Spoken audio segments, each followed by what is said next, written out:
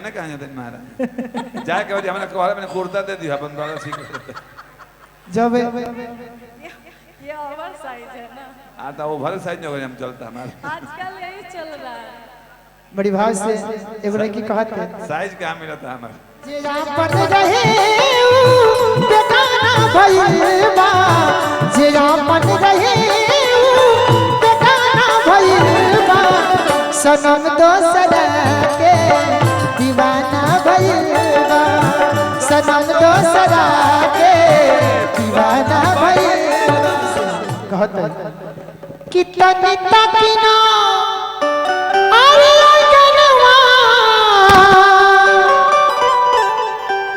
अंजोर हो गई कितना तक ना अगना क्या बात है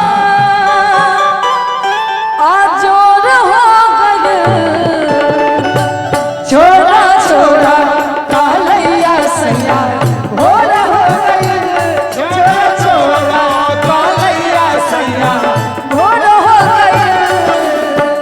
अताजियम तोहरा बिना आज बुझाइला ताजियम तहरा बिना आज बुझाइला। अदिति जी है ने आई है लड़की बड़ी भाव से कहता है हाथ ठंडियन से रंगी मंजिल की बाहों में हो कोई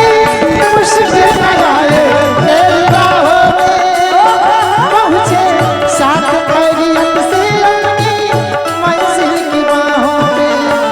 तुझे तेरी मंजिल गले से लगा ले जाने वाले ओ जाने वाले जाने वाले ओ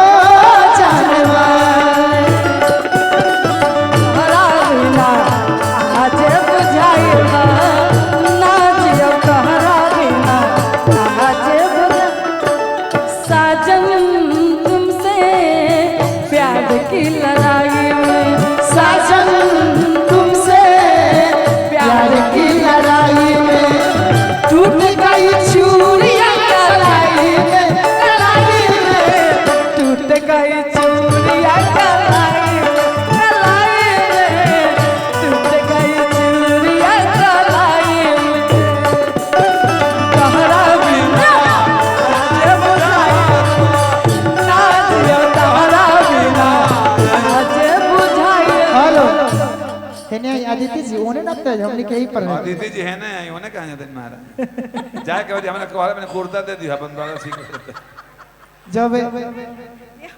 ओवर साइज है ना। आता ओवर साइज जो हम चलता हमारा आजकल यही चल रहा है। बड़ी भाव से एगो लड़की कहत है साइज क्या मिला था हमारा लाल बहो रोवला से अखियां लाल बहो हुआ का सब खयाल बहो रोवला से अखियां लाल बहो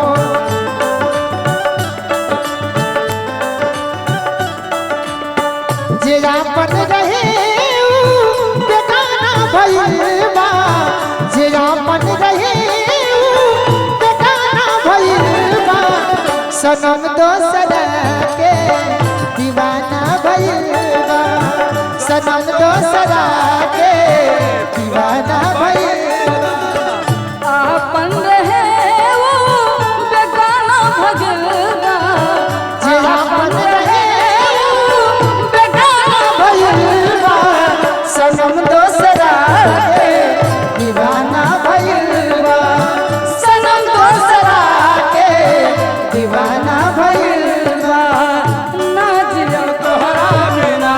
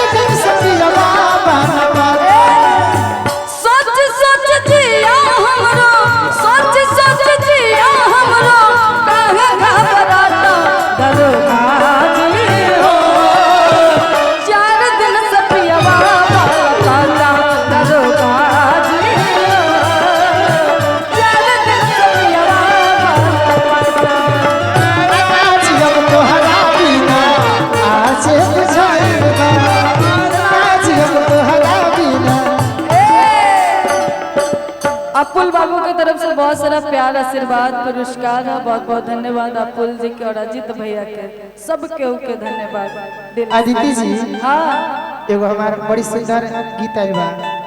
गावा गावा सुंदर